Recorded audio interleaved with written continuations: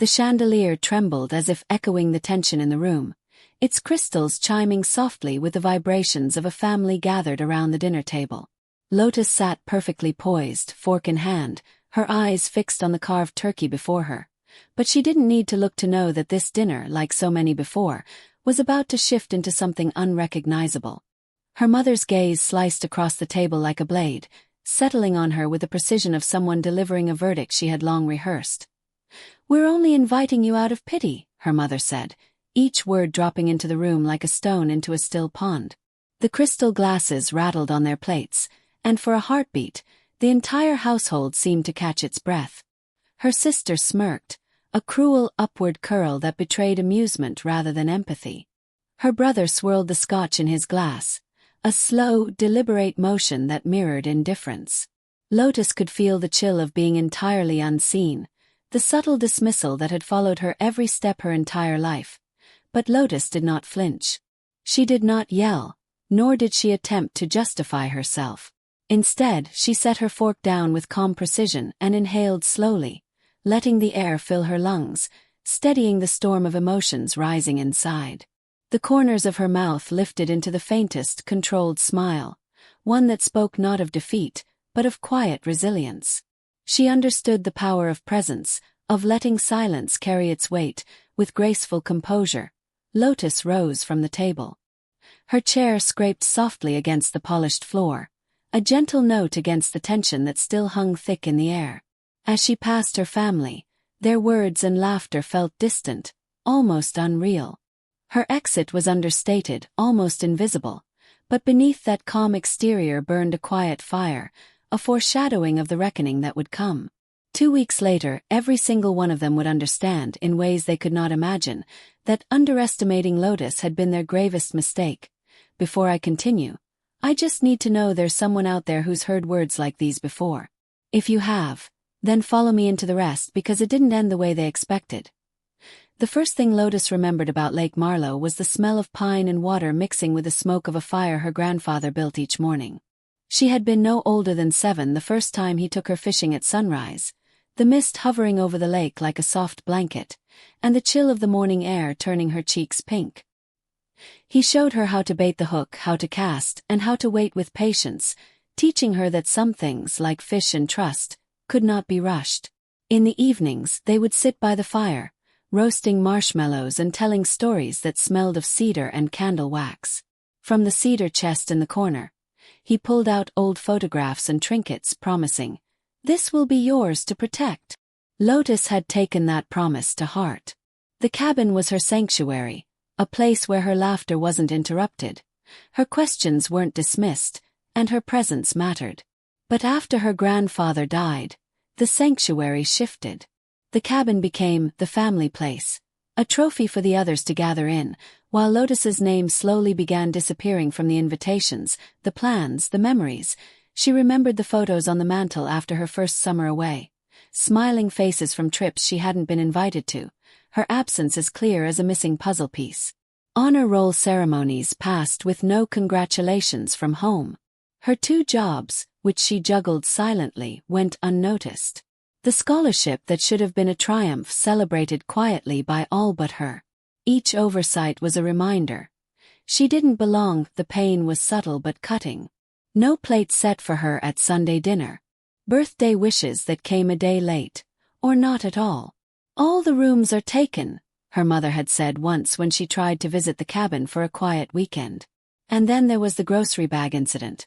Returning from the store, arms full of bags, only to be brushed aside as though she were invisible, the groceries crashing to the floor with a hollow thud, and the family's laughter echoing around her, each moment layered over the other, creating a pattern of absence, of being unseen. The cabin that once smelled of cedar and warmth became a hall of ghosts, where Lotus's voice, laughter, and presence were gradually erased. Yet in those silences she learned.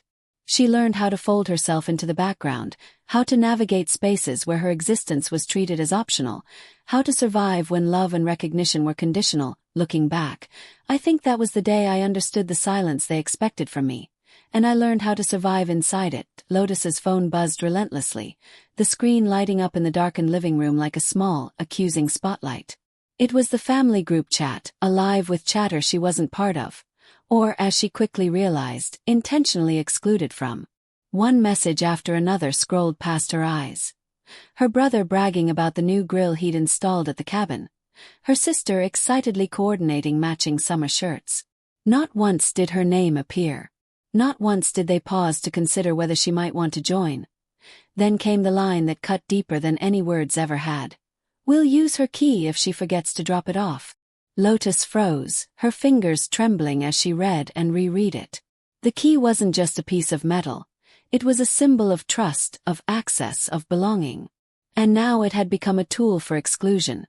A reminder that her presence wasn't wanted unless it served the family's convenience. But the shock didn't stop there. An email pinged from her bank, alerting her to a new set of transactions. Lotus's stomach sank as she scanned the message. Joint account details she had never authorized, property tax autopayments in her name, money shifted without her knowledge. The realization hit her like a wave. She hadn't just been overlooked or dismissed. She had been used. Her name was merely a placeholder, a convenient figure on paperwork, a responsible adult where they needed one. Invisible everywhere else, her hands went cold. She set the phone face down on the coffee table, as though putting a physical barrier between herself and the betrayal could somehow lessen its weight. She moved to the window and sat on the sill, legs pulled close, watching the sky darken into evening. Clarity settled slowly but firmly, a cold, precise understanding of the truth. Her family had spent decades erasing her from the life she thought she owned, all while pretending she existed for their benefit. And yet, in that moment of bitter revelation, a small smile tugged at the corners of her mouth. Small, quiet, almost invisible, the kind of smile no one in that group chat would ever notice. But they would soon. Lotus woke before her alarm, the soft gray light of dawn slipping through the blinds. The house was quiet, the kind of stillness that hinted at possibility. She moved to the kitchen, brewed a cup of coffee, and carried it to the table where her notebook waited, open and blank. She wrote 3 simple lines in precise, deliberate handwriting. Sell the cabin.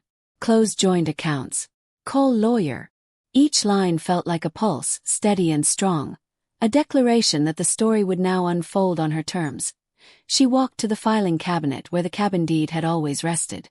Pulling it free, the paper smelled faintly of cedar, of summers past, of a grandfather who had trusted her implicitly. The edges were yellowed, corners curled slightly with age, but every word on the deed confirmed what she had long suspected. This was hers. Her fingers traced the signature, a small but potent connection to the life they had tried to erase. 7:14 a.m., she dialed Dan, the realtor she had found through careful research. "I thought your parents used it," he said, hesitation in his voice. Lotus explained firmly. "They do, but they don't own it." His surprise didn't faze her. She had anticipated every angle. Together they went through the deed page by page, confirming boundaries, ownership, and details she had memorized by now. Next, Lotus logged into her bank portal. The list of accounts made her chest tighten. Joint accounts opened without her consent, auto-payments running in her name, funds shuffled with careless authority. She moved systematically, closing accounts, removing her name, and canceling automatic payments. Each keystroke felt like reclaiming a piece of herself. Her phone buzzed. A text from her sister, impatient. "Are you coming or not?" Lotus didn't respond. She drafted a concise email to Harris, the estate lawyer, outlining her plan and confirming the next steps. Her mother left a voicemail, frantic, but Lotus didn't listen. The past, she realized, no longer dictated her actions. By 3 p.m., Dan's text arrived. "Everything checks out." The cabin was hers, the account secured, the financial manipulation dismantled. Lotus leaned back in her chair and exhaled, a quiet but complete satisfaction settling into her bones. They had spent so long treating me like a name they could use, a space they could fill, a signature they could borrow. Had played along. I had stayed quiet. But this time, the silence belonged to me. 2 weeks passed in quiet precision. Lotus moved through her days with the same calm determination that had defined the morning she took control of her life. Then came the text she had been waiting for. Offer came in. Cash buyer. Dan Lotus tapped a single-word reply, cool and measured. Approved. Within hours, the family's panic erupted. Her sister's frantic messages flooded the group chat, emojis clashing with all-caps text. Changed locks. Realtor sign. Lotus, what did you do? Lotus watched silently, letting the notifications pile up, each one a testament to their underestimation of her resolve. Her mother called 3 times in rapid succession. The first was clipped, angry. The second commanding, attempting to regain control. The third, desperate, almost pleading, leaving voicemails that Lotus didn't even listen to. The progression was almost cinematic, the anger dissolving into fear as the truth sank in. A blurry, tilted photo of a bank statement appeared in the chat. Red notifications screamed across the screen. All accounts closed, autopay failed, funds inaccessible. Every meticulously hidden manipulation they'd relied on to control her now laid bare. And she hadn't even needed to explain. Her brother's calls became relentless. At first, polite inquiries devolved into frustration, then confusion, then raw panic. What the hell is going on? He demanded in a flurry of texts and calls.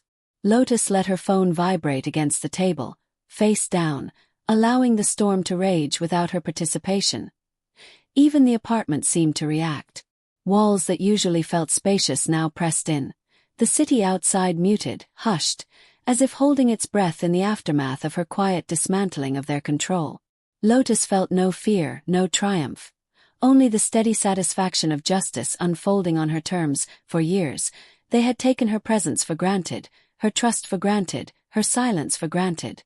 Now, with the cabin sold, the accounts sealed, the intricate web of manipulation exposed, the family confronted the reality they had ignored for decades. And Lotus remained calm, almost invisible, watching the chaos from the stillness she had cultivated. Then came the moment she'd been expecting. A soft thud outside her door. The intercom buzzed sharply, breaking the quiet of Lotus's apartment. Her father's voice came through, uncertain, almost hesitant. Lotus, can I come up? She didn't answer immediately, letting the pause stretch. When she buzzed him in, the door opened hard, catching the stop with a loud metallic click. He stepped inside, eyes scanning the modest space with a mixture of disbelief and irritation. The apartment felt smaller than ever, yet Lotus stood tall, centered, her calm a quiet anchor in the storm of his frustration.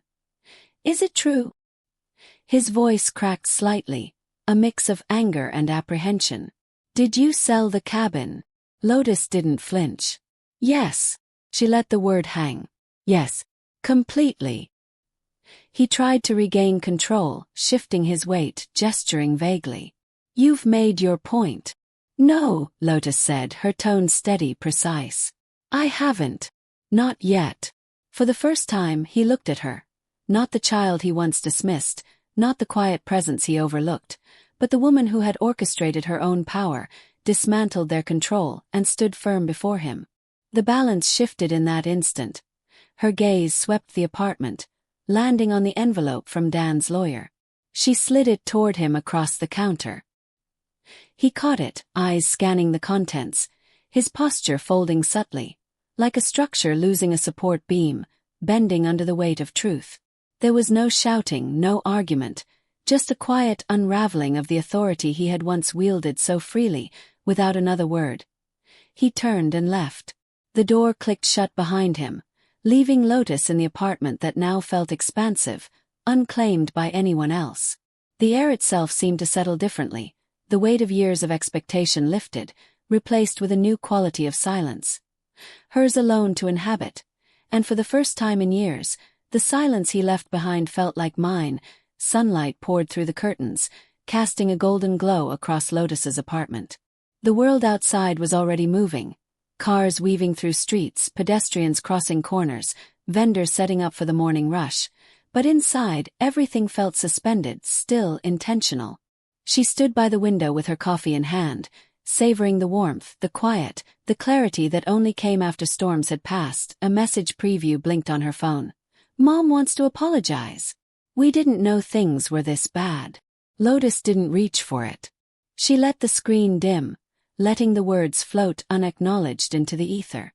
The deals were closed, the accounts detached, the decisions finished. There was no need for explanations, no desire for acknowledgement.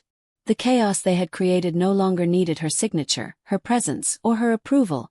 Her mind drifted to the memory of her grandfather, to the promise he had made all those years ago. This will be yours to protect. She had finally understood what that meant.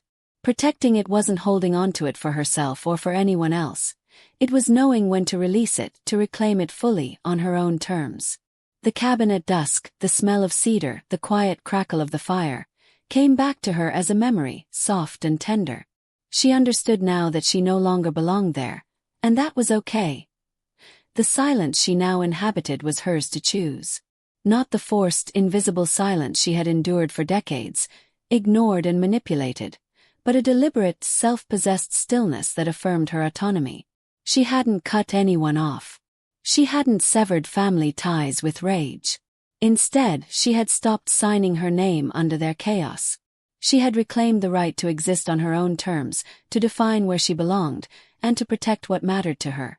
Not as a possession, but as a responsibility she fully owned. Lotus took another sip of coffee and let herself smile, quietly, without fear, without expectation. Outside, the city carried on, oblivious to her small but decisive revolution. And for the first time in a long time, she felt whole, unclaimed, and profoundly freed. I didn't cut them off. I just stopped signing my name under their chaos. Some endings don't slam shut. They ease into place quietly, like dust settling on a shelf or a door closing after a gentle push. It isn't loud. It isn't angry. But there's a soft click in the air, the subtle sound of a life finally belonging to you. That's the sound Lotus felt as she stepped into her own quiet, her own power, her own chosen space.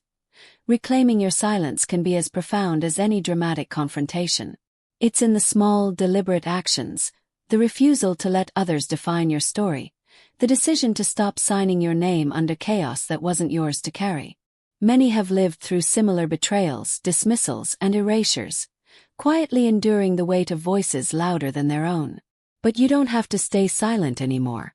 Your voice, your choices, your story, they mattered. If you've ever been overlooked, used, or erased, know that reclaiming your quiet is a form of strength. It's not about revenge. It's about recognition. About owning your life and understanding that the power of your story lies in its truth, in the freedom to protect what is yours, and in the wisdom to release what isn't. And now, the invitation: if you've lived through something like this, let your voice be heard. Share what stayed silent the longest. Your story might be the reminder someone else needs to choose themselves. Your quiet, once taken, can become the declaration that your life, your decisions, and your power belong to you, and you alone. Comment below if you've ever had to reclaim what was yours. Drop a blue heart if this resonated with you. Follow for more stories about choosing yourself.